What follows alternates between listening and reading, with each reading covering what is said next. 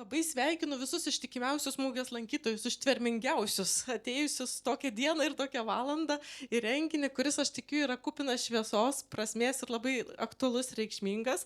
Ir tikiuosi, kad ir jūs išsinešite tokį jausmą, kokį aš turiu čia atsinešusi. Tai va, šitas mūsų pokalbis, tikriausiai diskusija, vadinasi už jausmų ir žodžių.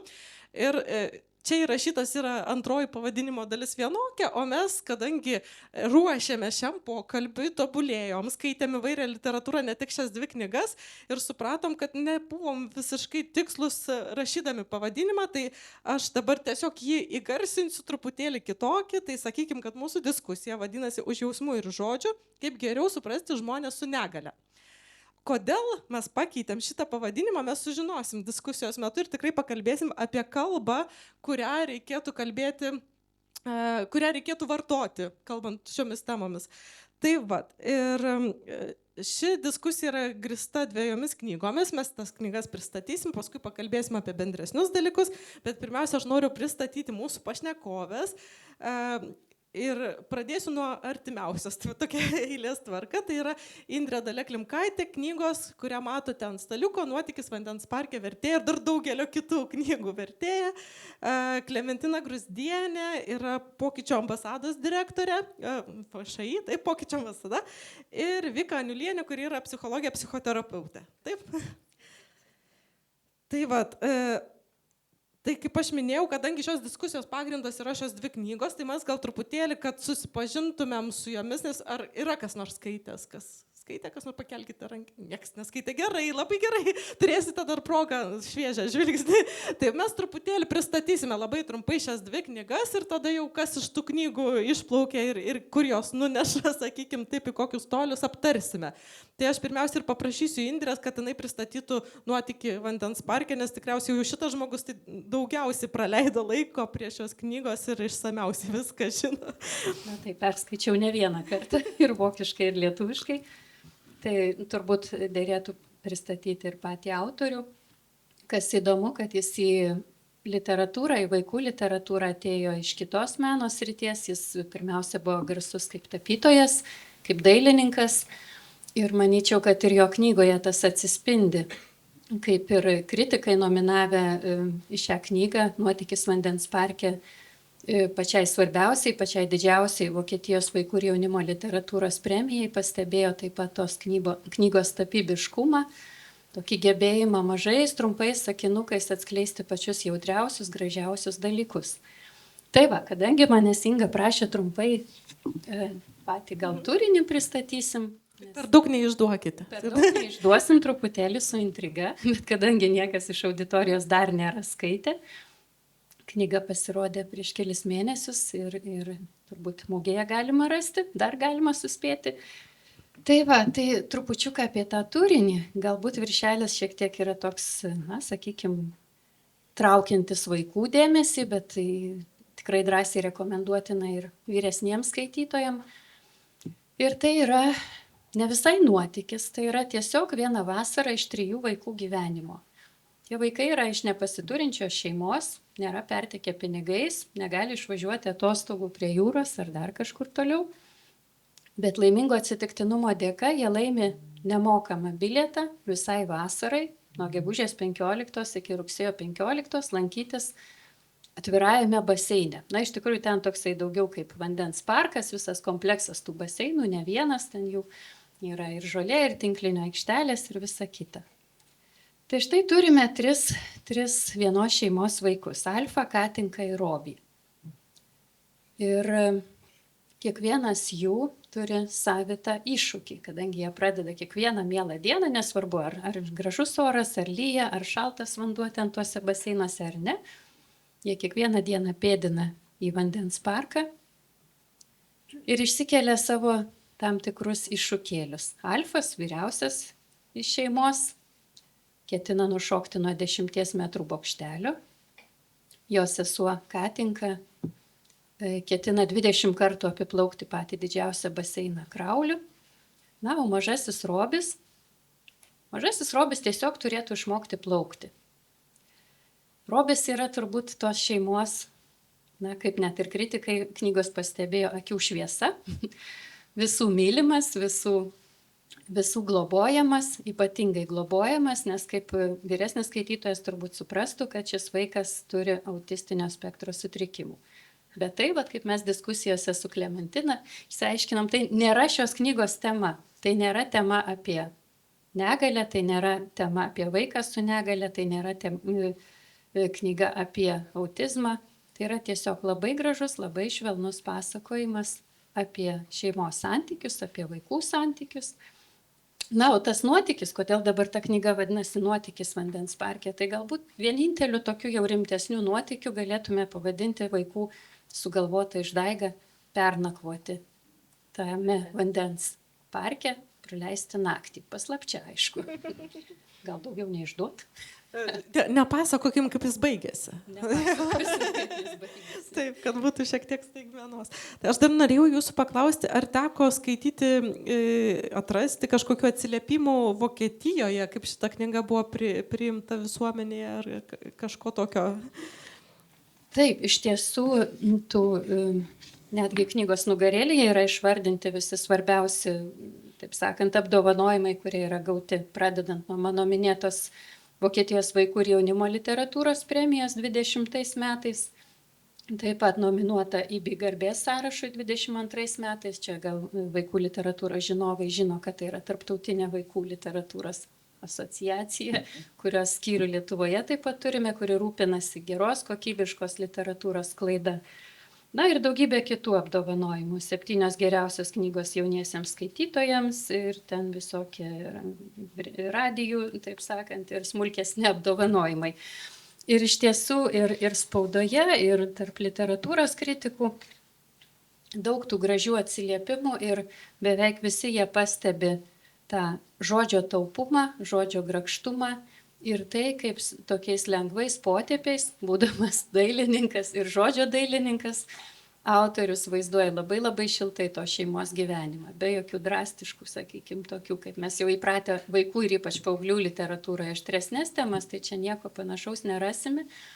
Bet kaip vienas kritikas įvardijo, skaitydamas knygą, tikrai ta kasdienybė, Bukovskių šeimos kasdienybė, kad ir ne visai lengva, bet tokia jauki, kad mielai atsisakytum jūros ir kalnų, kad tik galėtum praleisti vasaros vakarą 3 kambarių bute, valgydamas makaronus su pomidorų padažu, čia toks kasdienis to šeimos valgis, ir klausydamasis, kas įvyko tą dieną vandens parke.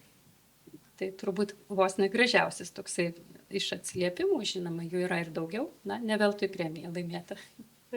Aš tiesiog kaip profesionali knygų skaitytoja, kuri turi, aš neprisistačiau pati, aš esu literatūros apžvalgininkė, mano vardas Inga, ir aš daug labai skaitau. Ir kai daug labai skaitai, tai prarandi kartais tą žavesį, nes jau tavęs tiek daug kas nenustebina, bet iš tikrųjų pati galiu pasakyti, kad tai viena šviesiausių skaitytų knygų, kurią tikrai norisi pasilikti, nes knygų žmonės turi problemą su knygų pasilikimu, nebetelpa niekur, bet šita yra tikrai aš ją pasiliksiu savo lentyną. O jums norėjau paklausti, Indrė, kaip vertėjai, kuri irgi profesionalus žmogus, kuris verčia labai daug knygų, ar paliko ypatingą kažkokį santykį, paliko tą knygą kaip, nežinau, ypatinga, ar tiesiog kaip viena dar išversta knyga? Iš tiesų tai taip, kadangi daug verčiu vaikams ir jaunimui ir būna tokių, kur aš taip verčiu ir galvoju, kaip norėčiau pati būti parašęs šitą knygą. Tai iš tikrųjų toksai baltas pavydas, aš tikrai būčiau norėjusi parašyti šitą knygą. Ir žavėjausi su lyg kiekvienu sakiniu. Tai buvo didžiulis malonumas versti ir iš tos daugiau nei 50 turbūt esu išvertusi vaikams. Tai šią knygą tikrai drąsiai traukčiau į savo, tokių mėgstamiausių 5. Čia jau rimta. Taip, rimta. Dabar, kadangi prižadėjom pristatyti abi, bet kitos knygos vertėjos neturime, tai aš turiu atstovauti šitą knygą. Aš pasistengsiu labai trumpai, kadangi aš nepraleidau tiek daug laiko su šitą knygą, bet porą kartų perskaičiau.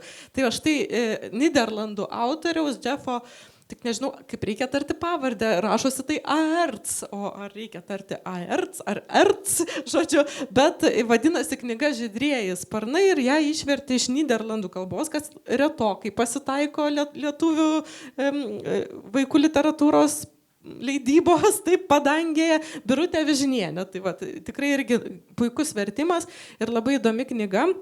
Ar tokia pat šviesi, ten šviesos gal truputėlį mažiau, nes daugiau problemų visokių yra ir jinai yra sudėtingesnė, bet dėl ko jos šalia viena kitos, dėl to, kad irgi pasakoja apie šeimą ir apie du brolius. Ir dar Indrė nepaminėjote, kad šita nuotykis vandens parke papasakota iš brolio perspektyvos. Ar sakėt, bet aš neišgirdau.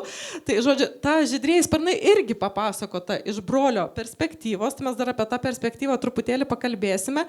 Bet tai Jadranas ir Jošas yra du broliai, jų šeima yra labai įdomi jungtinė, nes jie turi savo mamą, o tėtis jos paliko, bet atsirado patėvis ir įseserė, tai žodžiu, tokia jungtinė šeima, tarp kitko irgi gan ankštai gyvenanti ir netokių bendrybių yra ir nepasakysi, kad labai pasiturinti. Ir štai Jadranas irgi yra vaikas, kuris turi kažkokį sutrikimą, nėra įvardinta kokį, ar ne, mes nežinom kokį, bet jo elgesys yra, sakykime, taip savitas ir kartais konfliktiškas ir problematiškas. Ir labai įdomu, kad mama, irgi apie tai dar truputėlį pakalbėsim, tą perkeliant brolio tokią tam tikrą globėjišką naštą, kad jis yra globėjas to brolio, nors jis yra jaunesnis gerokai. Ir štai tas berniukas, jis lanko kažkokį dienos centrą ar tai internatą, jų santykiai yra neblogi, kol jie vieną kartą tai yra brolių santykiai labai geri, nes šeimoje ten truputėlį visokių įtampų kyla, nes jinai ką tik susiformavusi naujai, bet štai jie išeina pasivaikščioti, pasigėrėti gamta ir randa sužeistą gerviuką.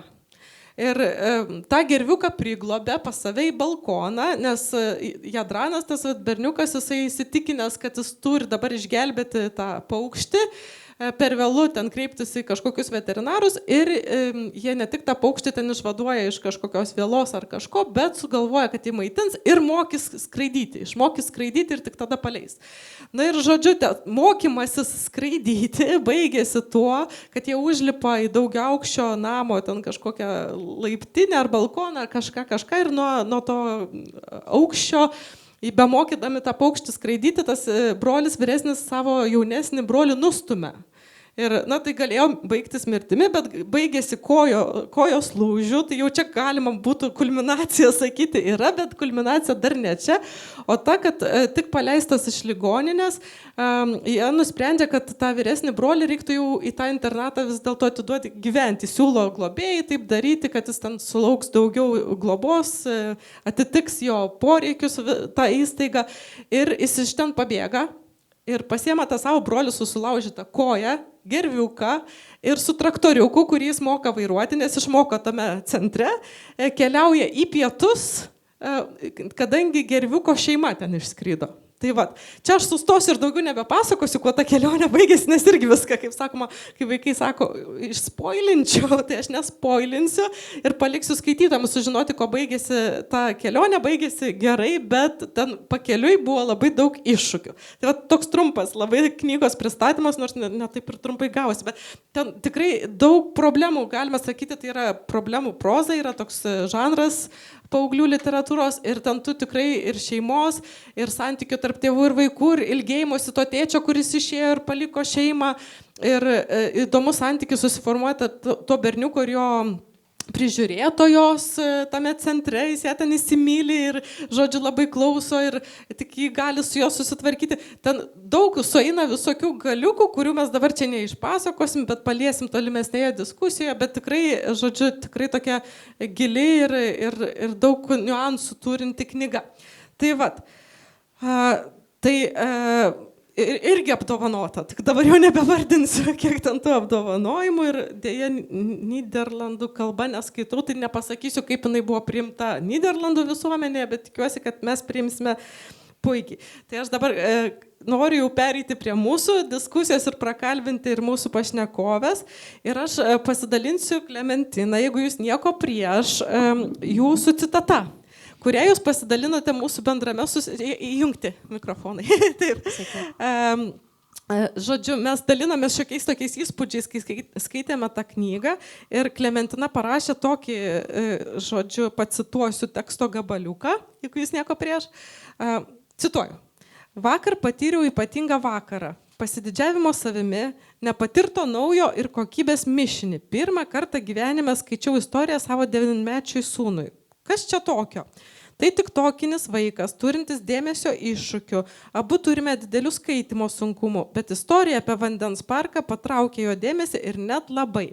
O man skaityti buvo labai smagu, nes labai tikroviška, superinis stilius ir pati teksto forma skaitytojui itin draugiška. Tai štai aš ir noriu paklausti tokio klausimo. Jūs paminėjot, kad tai skaitytojui draugiška knyga ir paminėjot dėl ko, ar ne, superinis stilius ir pati teksto forma, galima ir praplėsti, dėl ko, ar ne, yra skaitytojui draugiška.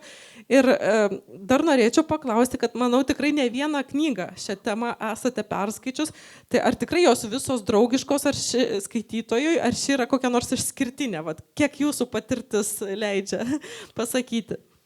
Kalbėdama apie draugišką skaitytojų stilių ar formą, tai turėjau omeny, kad va, tas tapybiškumas, trumpi sakiniai, iš tiesų labai padeda žmonėms turintiems skaitimo iššūkių, disleksiją ir taip toliau.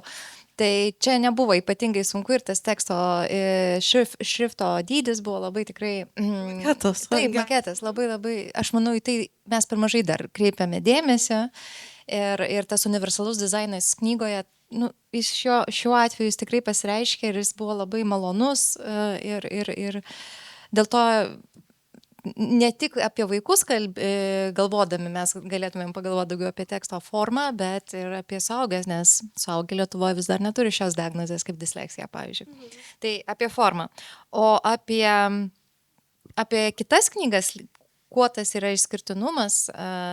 Jos visos draugiškos, o gal būna tos, kurios tikrai netitinka, nežinau, realybės tikrovės ir ten prikurta visokių neadekvačių dalykų.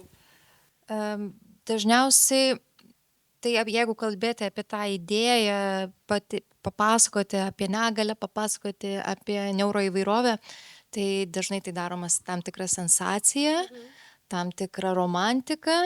Ir tarsi paduodama kaip kažkoks tai toks, centras pati negalia, o ne tai, kas vyksta šalia. Tarsi toksai tas pasaulis susikoncentruoja, sutirštėja.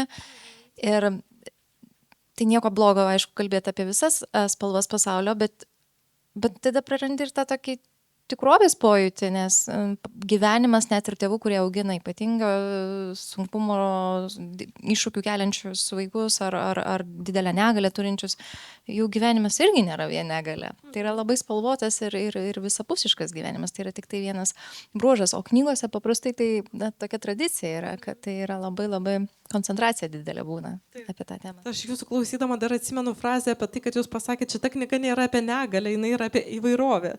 Taip, tai man irgi labai įstrigo šitas pasakymas. Kitas klausimas, kuris susisieja su šituo, mes čia ir mūsų ir tema panašiai skamba, ar literatūra padeda geriau suprasti žmonės su negale. Tai ar ta literatūra tikriausiai ar padeda šeimoms, kurios turi savo sudėtyje ar ne artimai su negale, kažkaip jos geriau suprasti? Ar turi tokią galę literatūra? Gal kaip pavyzdį pasakysiu, mano mama labai gražiai mezga ir ji labai dažnai gauna dovanų mezgimo knygas. Ne va tai, kad ji, bet sako, tai yra juokinga, nes sako, aš pati galėčiau parašyti knygą apie tai. Tai dažnai ir su žmonėms su negale taip įsivaizduojama, kad tos knygos apie negalę yra jiems, iš tokiam šeimoms. Bet aš manyčiau, didžiausia vertė ir yra auginančiams tipiškus vaikus, sakyčiau, kurie nesusiduria su tuo. Manau, va čia yra didžiausia vertė. Ir jeigu kalbėsim, ar padeda šeimom, kuriuose auga vaikai su negale, tai padeda, bet ne dėl to, kad jos kažkokią tapatybę atranda, bet tai, kad visuomenė daugiau pradeda sužino. Ir tai nėra enciklopedijos, kad sužinoti, iš ko susideda, kaip čia pasireiškia, bet tą empatijos raumenį augina. Gražus labai išsireiškimas. Empatijos raumo. Indre, tada jūsų aš neplanavau, neperspėjau apie tą klausimą, bet aš žinau, kad jūs labai mėgstate sakyti apie tai, kad suaugusieji turėtų skaityti vaikų literatūrą. Ar čia susiję su tai, kad literatūra turi šiokią tokią galią tą empatijos raumenį užauginti? Tikrai taip, ačiū už šitą terminą, Klementinai. Tikrai nuostabus terminas empatijos raumenį. Ir aš tikrai pritarčiau, kad šita knyga ne vien ir ne tik, ir nereikia net galvoti apie tai, kad jinai šeimoms, kuriuose auga vaikai reikalaujantis daugiau ypatingo dėmesio, ar ne? Tai yra mums visiems, kad mes suprastume, kaip būna ir kaip gali būti. Pavyzdžiui, kokia gali būti kelionė pėsčiomis iki to vandens parko, kai tas mažasis broliukas Robis stoja prie nugaišusios kamanės, rengia jos laidotuvės, arba negali važiuoti dviračiu, nes 3 kartus nuvirsta, arba kiekvieną dieną turi pasikalbėti su butelių rinkiku ir padėti jam surinkti butelius visus numestus ir parnešti po tiltų ir pasižiūrėti, kaip ten tas benamis gyvena ir ar gražiai pasiklojo lovą po tiltų. Na, žodžiu, tokia labai, iš tikrųjų, turbūt grožinė literatūra ir turi tą dovaną ir gal ir tikslą, gal ir misiją tam tikrą truputėlį mums kitaip parodyti, ne moksliškai, ne enciklopediškai, ne iš žinynų, o tiesiog per grožį, būtent per grožį, per kūrybą, kad mes truputėlį per jausmus tą pažintume. Ačiū labai už tos jautrių momentų dar paryškinimą. Tikrai aš irgi atsimenu tą sceną su kamanės laidotuvėmis, labai gražu buvo. Vika, aš noriu paklausti jūsų. Pirmas klausimas tai būtų tiesiog kaip skaitytojai šitų knygų. Aš esu literatūrologė ir kai skaitau knygas, jau kartais nebegaliu būti tiesiog skaitytoja. Ar nesėdi kažkas ten ant peties ir sako, čia taip sukonstruota, o čia tam pavartota tokia priemonė, o čia negerai padarė, o čia kompozicija tokia. Jūs kaip psichologė skaitote kaip skaitytoja ar kaip sėdi irgi ten ant peties kas nors ir šneka? Aš tai skaitau kaip skaitytoja ir aš įsivaizduoju, kad visi taip skaito, kaip aš skaitau, bet kai pradedu kalbėti apie tas knygas, aš pamatau, kad pasirodo kad yra dalykų, kurių žmogus nepastebi, nepamato tam tikrose detalėse. Tai turbūt mes kiekvienas per save perleidžiam. Ir ne tik knygose, šiaip bendraudami su žmogum, sako, didžiausia bėda žmogaus ta, kad mes įsivaizduojam, kad kitas žmogus galvoja taip, kaip mes ir jaučiamės taip, kaip mes jaučiamės, kai dažnai tai būna visai priešingi dalykai. Tai skaitant, pavyzdžiui, Nuotykiai vandens parke, aš tiesiog man ta knyga buvo tokia, jinai kaip tokia tobulos, sveikos šeimos pavyzdys, kur turėtų augti, kiekvienas vaikas turėtų būti užaugęs būtent tokioje šeimoje, kur visi poreikiai tavo yra atliepti, tu išgirstas, suprastas, pamatytas. Tai aš skaičiau ją ir galvojau, wow, kokie laimingi vaikai, kiekvienas priimtas su savo visom vingrybėm. O žydrieji sparnai? O žydrieji sparnai, ką jau ir jūs, man buvo labai skaudi ta suaugusio našta permesta mažesniam vaikui ir kiek daug jisai iš esmės ant savęs turi. Žydrieji sparnai yra sudėtingesnė daug knyga, nes ten yra ir šeima visai kita, ten yra išsiskyrusi šeima, yra dar mergaitė, kuri yra patėvio mergaitė, ten ta dinamika irgi yra, jinai sudėtingesnė yra. Jūs kaip tik užsiminėte, ir mano kitas klausimas yra apie šeimą ir apie aplinką, ir aš truputėlį pakomentuosiu, kad labiau suprastumėm, nes turiu ir šiokių tokių citatų, kurie labai gerai atspindi, apie ką mes, ir Vika, jūs ką tik pasakėte, tai aš pasakysiu, kad šeima knygoje Nuotykis vandens parke, kaip jau minėjome, tokia trykštanti darnumu. Ir vienas kitą visiškai besąlygiškai priimanti. Ir vaikai mato jos mylinčius tėvus ir ta meilė persiduoda, ar ne, tas modelis, kurį jie mato. Na ir pacituosiu, kaip vaikas tai pasakoja, ar ne, nes yra pasakojama pirmojo asmeniu berniuko, 10-mečio berniuko lūpomis.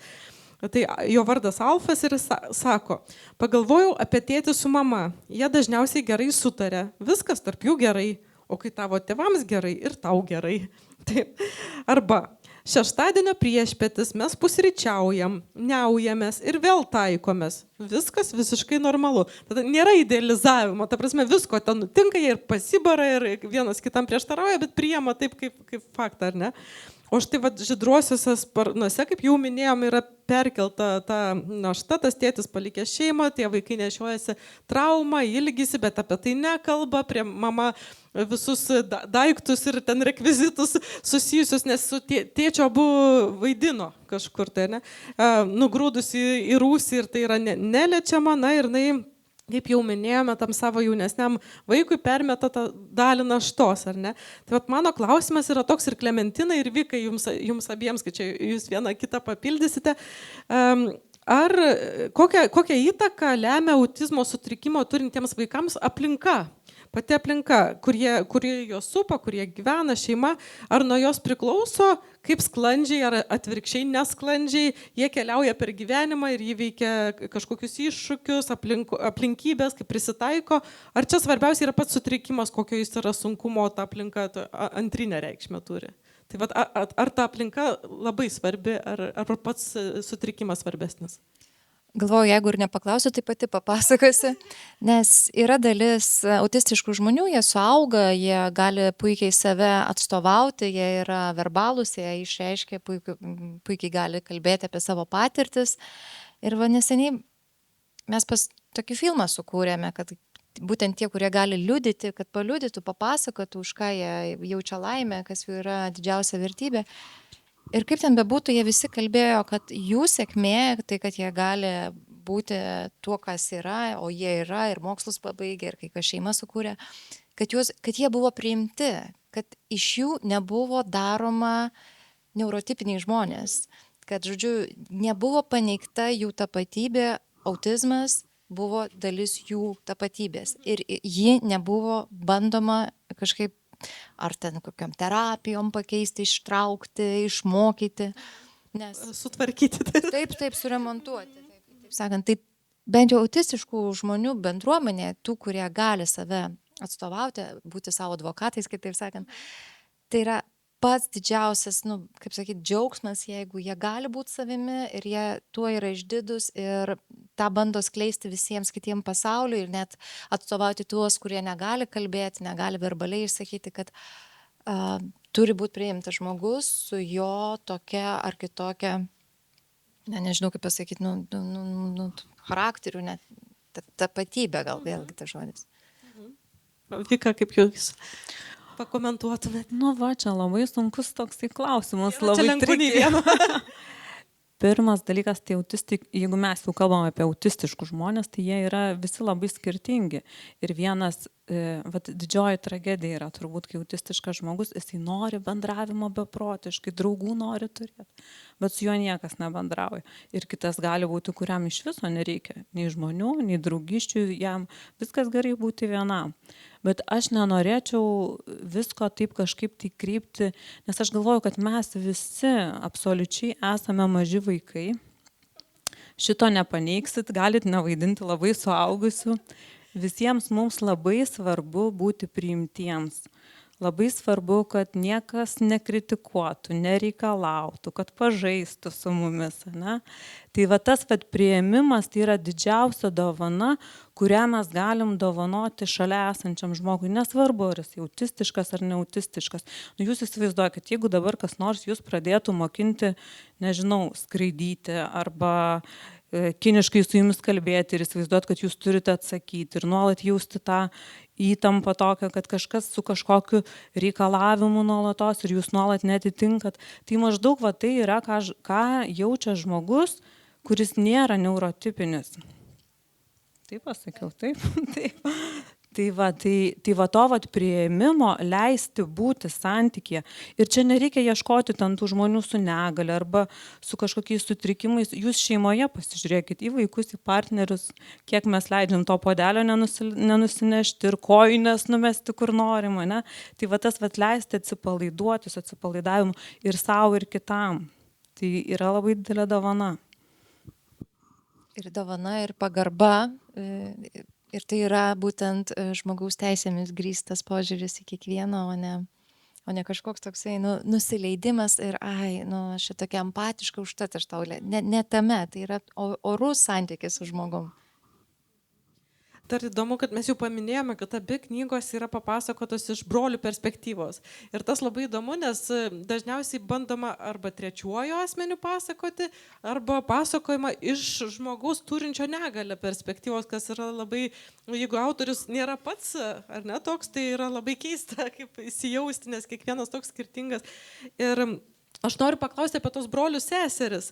Ar nėra taip, kad mes dažniausiai dėmesys sukoncentruojamas į artimą, į turinti negalę, o tie, kurie šalia ir dažniausiai ten broliai ir seseris turi psichologinių iššūkių, nes negauna to dėmesio tiek?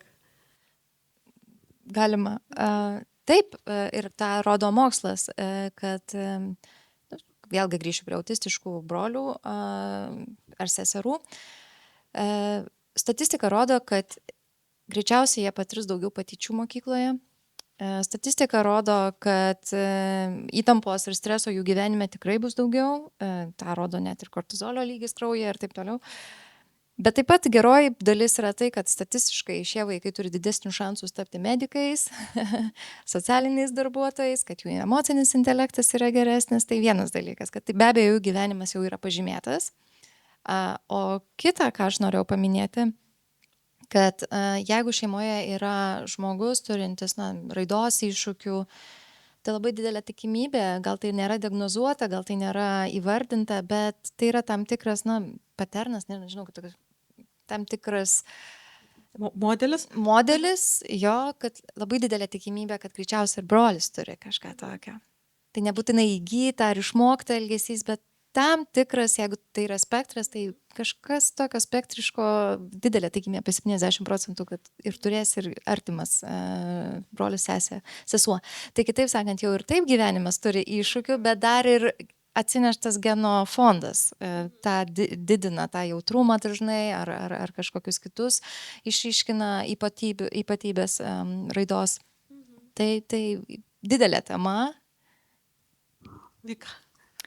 Aš irgi pritačiau, kad be abejo, jeigu tu augi su kuo tu augi, tai tavo gyvenimą labai labai įtakoja. Tiesiog ir tai yra normalu ir natūralu. Tiesiog, pavyzdžiui, nuotykiai vandens parke, ne? Jie visi trys vienas kitą saugo ir prižiūri. Nes sesuo, ten irgi buvo duše incidentas, sesuo jaunesnė, mažesnė, nuėjo užstojo čia, vyresnį berniuką išvarė, kad netrukdytų. Ir išmokta tokia dinamika, kad reikia padėti, reikia rūpintis, be jokio klausimo, be jokio nusižeminimo ir be jokios aukos, natūraliai, empatiškai pasirūpinti pasauliu. Tai vienas iš būdų gali būti tas perimtas. Citata tokia yra, kad tėvai neklausia, ar mes pasirūpinam Robiu, nes žino, kad mes jo pasirūpinsim tinkamai. Pasitikėjimas yra taip ir tas nesijautė pačioj knygoj, kad tai buvo primesta jiems. Kad tai kažkaip tai natūraliai gavosi tiesiog. Tas pasirūpinimas vienas kitu. Mano kitas klausimas, kurį aš jau paminėjau pačioje pradžioje, kad mes būtinai jį paliesime, yra apie kalbą. Tai pati kalba vartojami žodžiai, kai mes kalbam apie žmonės su negale. Taip, ir kaip neįžeisti, kaip nesumenkinti, kaip neparodyti kažkokio hierarchinio, aukštesnio, tokio žiūros taško, kaip jūs sakot, perdėtos empatijos, ar ne, ir taip toliau. Na ir ta linkme tikrai yra žengta puikių žingsnių ir mes pasiskaitėm Klementinos rekomendaciją, ne per seniausiai pasirodžiusios negaliai jautrios kalbos gairės. Ir visiems irgi siūlome įvesti į Google šito žodelius ir paskaityti. Bet yra ir tokių subtilesnių, mes žinom, kokių žodžių jau nebegalima vartoti, ar ne, kurie žaidžia ausį. Bet aš kaip filologė, kuri jautri žodžiams, irgi skaičiau tas gairės ir man jos truputėlį apvertė galvoje viską ir aš net išsigandau, dabar galvoju, nebežinau iš vis, kokius žodžius vartoti, nes net ir tokie, atrodo, visai nekalti žodeliai turi niuansų, pavyzdžiui, kitoks, ypatingas, ar ne, kur atrodo kaip tik nukreipė dėmesį nuo tos negalės ir seniau tokius žodelius vartodavome, galvodami, kad gerai darome. Ne? Klementina, aš noriu jūsų ir paklausti, kas slypi už tų nekaltų žodelių, kodėl mes nerekomenduojame jų vartoti. Džiaugiuosi, kad dar vieną nepavartojate, kur paprastai visą salę diskusiją iškelia. Žinot, koksai? Normalus? Ne? Mamytė. Mamytė, jo, kaip gimė mamytė. Mamyčių. Taip, tai grįžtant prie kitoks ir ypatingas. Ypatingas. Na ir ta prasme tokie panašus. Tai vėlgi apie kontekstą eina kalba, bet jeigu mes kalbam apie negalią ir kodėl tai yra nevartotinas žodis šiame kontekste, dėl to, kad tai tarsi rodo, kad mes bandom išvengti žodžio negalia. Ir kai mes bandom kažką išvengti, tarsi tai yra eblizmas, kad tai siejam su kažkokiu defektu, neigiamu aspektu ir gal mes jo geriau nevartokim, o pavartokim kažką tokio gražiau skambančio. Tai čia iš to kylantis, nes mes puikiai suprantame ypatingas, ką turime omeny, kad nei jis ypatingas, nei ką, bet kad mes tiesiog bandom tą žodį negalę kažkodėl tai nuo jos pabėgti ir gražinti situaciją. Taip. Tai va, tas situacijos gražinimas rodo, kad mūsų santykis su ta situacija yra nenatūralus, o kažkas toksai, kad tai reiktų jį švelninti. Tai va dėl to visi šitie žodžiai kaip ypatingas ir dar dažnai tai būna suheroizavimas, supergalių turintis ypatingas, herojus ar taip toliau, tai dar labiau rodo, kad mes taip tarsi net gėdinamės ar to žodžio, ar to situacijos, ar to apskritai žmogaus, kad bandom kompensuoti jam. Mažutis, mūsų autistukas, ar mūsų superherojus, saulytė, taip. Jūs mamytė šaunuolė. Ja, mane, pavyzdžiui, labiausiai gal nustebino ir aš galvau, kad čia yra labai geras išsireiškimas, tiesą sakant, skirtingų galių žmonės. Man atrodo, kad čia ir aš kažkaip galinga, ir jūs kažkaip galinga, o pasirodo irgi skirtingų galių nereikėtų nerekomenduojama vartoti. Tiesiog kiek tų įtampų. Žmogus su negalia ir viskas. Tai atsiprašau, aš suprantu, kad ir taip ta situacija būna dažnai nepatogi, bet man atrodo, mes iš jos išeisim su metais. Mes vis dėlto praėjo per mažai to laiko ir mes dar tikrai ieškome tų tapatybių, tų įvardinimų, įžodinimų. Ir va, tas nepatogumas iš tiesų kyla. Bet užtat ir sakom, priimkime tą situaciją, priimkime tą realybę. Negalia. Nėra tai blogas žodis. Taip, iš tikro tas ypatingas, tie galios, bet kitur jos klypi. Man čia toksai labai yra tas toksiškas pozityvumas. Va, kaip fainai. Geras terminas, toksiškas pozityvumas. Kai iš tikro, jeigu esat susidūrę su sunkumais kažkokiais, tai auginant vaiką arba su savo, tai jūs suprantat, kad ten nieko ypatingo ir jeigu jums jau ypatinga, galim bet kada keistis, prašom, jeigu norėtų. Tai to tokio toksiško pozityvumo norėtųsi atsikratyti iš viso visur. Palinkėsime visiems tą ir padaryti. Aš ir Indrės noriu paklausti, jūs kaip kalbos žmogus, ar dažnai susidurite su situacijomis, kai reikia sėdėti ir galvoti, kaip čia įvardinti, kad nieko neįžeistume? Na, kadangi aš vertėja, tai man truputėlį paprasčiau, aš žiūriu, kaip yra originale, ar tai yra norminis paprastas žodis, ar tai yra jau kažkoks ten, jau truputį žargonas, ar dar kas nors, ir tada ieškau atitikmenų.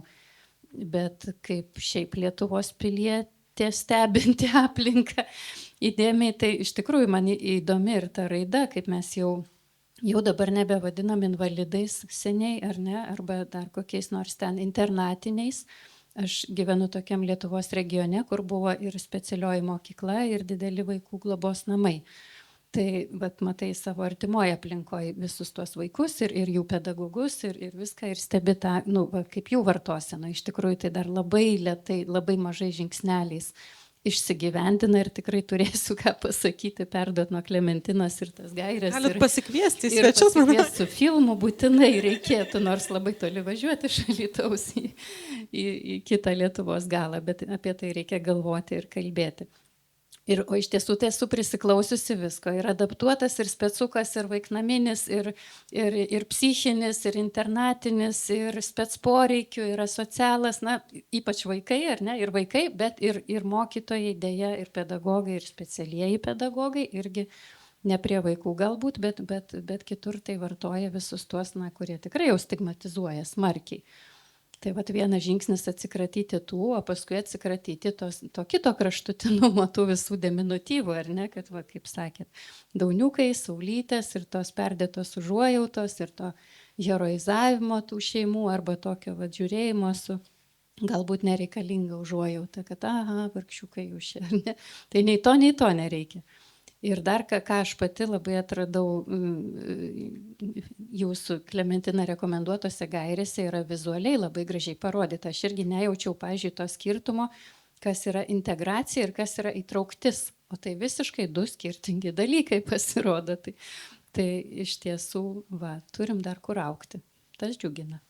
Labai noriu padėkoti tikrai ir mūsų nuostabioms pašnekovėms, ir leidyklai, kuri suformavo šitą temą, nes apie ją tikrai labai reikia kalbėti. Nežinau, siunčiu virtualius linkėjimus autoriams, kurie parašė šitas knygas, nežinau, gal su kokie energijos pliūpsnį pajaus. Ir tikrai labai ačiū Jums, kurie atėjote.